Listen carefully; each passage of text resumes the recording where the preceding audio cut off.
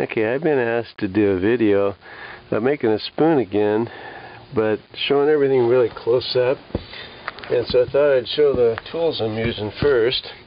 Hammer, chisel, the piece of wood that's maple for the spoon, a crook knife for using to cup out the spoon bowl, and Grants Force Brooks little axe that I use to shape the major part of the spoon, and then my Jose Diaz Groda knife that I use for carving, and I always have a glove on as well. So those are the tools. Okay, the second part, actually the first part, is the general shaping of the spoon, and this is what takes the longest for me anyway. And I'm going to have this as the underside of the bowl, so I'll take my axe and start shaping that somewhat. Everybody has their own little methods of doing this, but this is how I start out. Okay, you get that's the underside of the spoon, and I shape a little bit off the edge because it's going to be pointed in.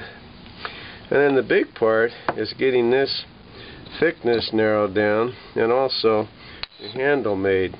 And so I kind of start up here and start chopping and get a narrower handle on each side. Now your wood doesn't have to be this thick, and preferably it isn't, but this piece of maple is. So I'll shape that up.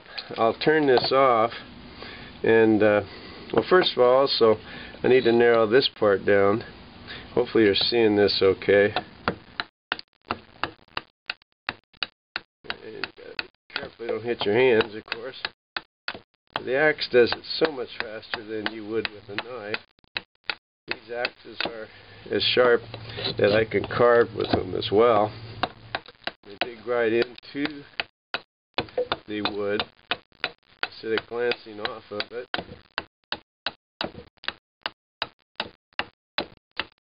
Okay, that's the general idea. I'll turn it off. Okay, I'm getting it down a little bit more now. You can see the shape is coming along. I need to round this out, get it symmetrical on both sides, and reduce the thickness here, reduce the thickness of the handle. And so right now I'm trying to get a little bit more off of the bowl area up high. Also, I'll start using my knife a little bit at this point, off and on, as I do the general work with the axe. I'm going to have a flat handle underneath. I mean, on top it's going to be flat and rounded on the bottom. So a lot of times I'll take the knife. Here's the knife I'm using.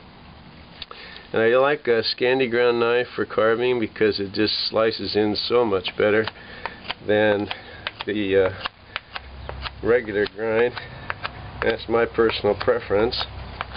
But this is hardwood, it's maple, and so it's not real forgiving wood. And so you have to have a knife that's sharp enough. You can see I'm shaping the bottom of the spoon bowl. Now, one thing about cutting here is that about halfway right here you can cut this way, but when you want to cut this part, if you cut here it'll split way in, so what you have to do is turn your spoon around and do the push thumb cut like this, and you won't have a big chunk come out that you wouldn't want to have come out. So that's going to be doing now for a while, is narrowing this bowl down with the knife taking my axe and still shaping this up smaller right in here. And of course you got to be careful you don't hit yourself. I always have my glove on my left hand, at least my left hand. So if I make a misbobble with a knife or something, it might save it some. And I always try to use good knife control anyway, which I'll show you in a little bit. There's some things you can do to help save the old skin. So this is going to be rounded down here, and this will be flat on the top. So a lot more shaping yet, but it's coming along. Okay, I've taken it from the stump down to the carpet. I like carpet because when you put the handle in like this and you do cuts, it doesn't move on you like on a piece of wood would. And so I'm just prone to using the carpet or some kind of a soft material if I have it available, which I usually do because I choose that. So I'm doing some push cups. I'm thinning down the handle here, excuse me, the bowl. And you see I'm doing the cuts down this way. I'm holding nice securely and pushing with my thumb for the most part. It only cuts about the thickness of the blade this way, so I'm not going to go down and make a wrong cut. And cutting into the sides, same way. My biggest problem is getting the handle straight. I always have to work on that. But still got a lot of thickness right in here that I need to take off.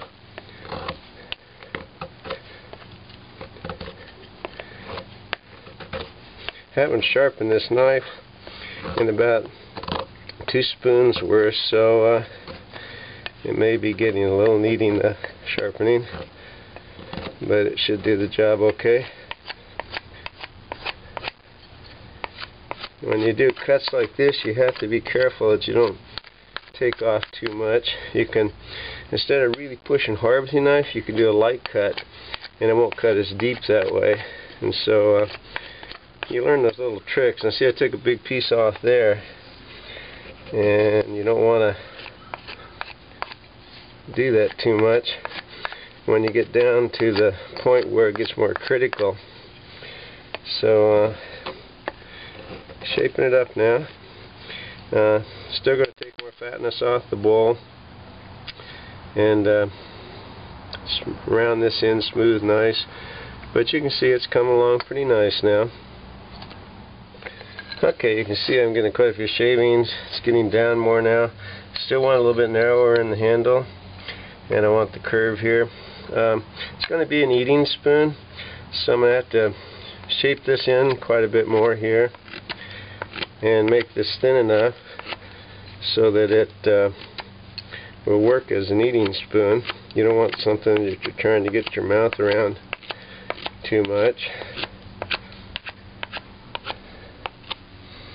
And like I'm making cuts this way, about halfway like I said on the bowl, but when I turn around the other way, I have to do the push cut, or I make too big of gouges, maybe a wrong cut that way. Now this is still too thick for the bowl, so I'll be thinning that down some more. I wanted to show you a different type of cut right in, let's see where this is focused at. Okay.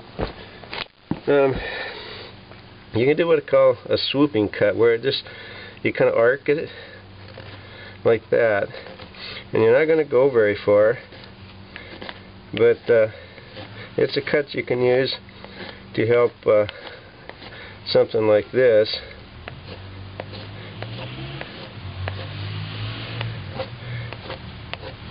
I still like the push cut the best, but this isn't bad if the grain is right where you're cutting.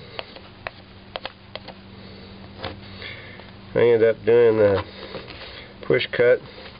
Now one thing I want to show you also is the handle right here. I want this thinner, but if I start to make a cut this way, see it'll make a big split, so I got to turn it around and cut the other way. And you do that often on your cutting, and you won't have any big gouges or something, or missed cuts that way. So I'll cut down here, and see I made that like that. I'll turn the spoon around and meet it, and I'll make it nice and even that way. Really important on the handle, because I'm getting to the critical point now where I need to pay more attention, and so I'll get a cut going this way, a deeper one, turn it around and cut this way. And so you can see where I made some gouges there. Before you sand, you need to get all those out. Of course, sanding is a huge part of spoon making to make it a nice, even, nice, smooth looking spoon, of course. But I want this part right in here to be lower, as well as the bottom part. So right now I'm going to take and cut that out. And like I say, the carpet is really nice. It keeps you from slipping. I want the spoon to have the upswept bowl look here.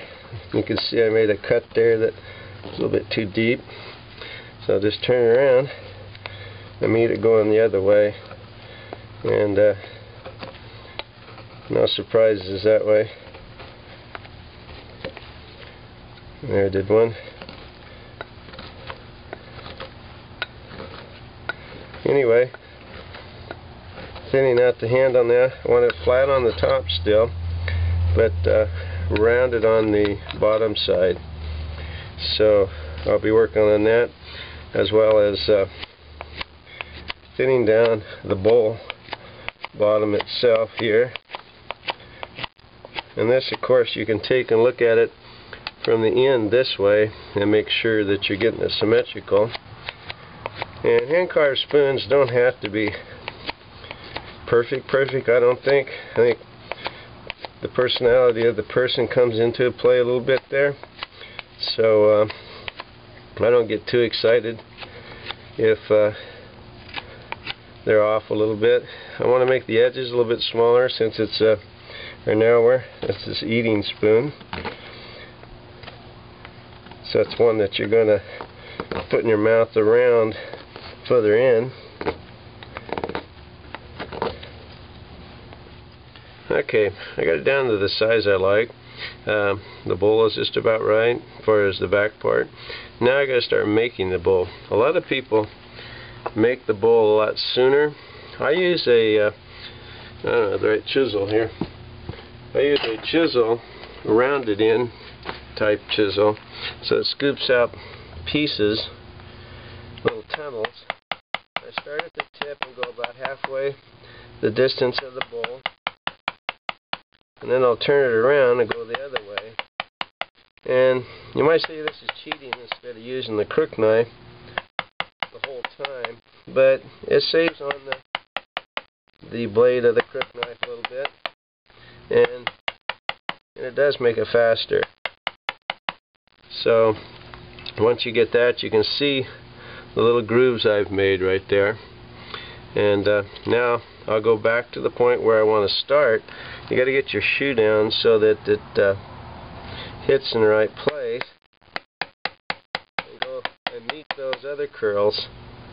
And I'll kind of make it a rounded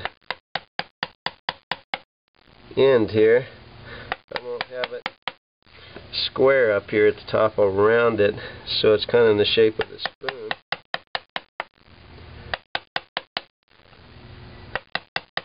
I'll turn the camera off, get this done the rest of the way, and show you what it's going to look like. But this is going to be the bowl, and it'll be no further than here, and of course rounded all the way around.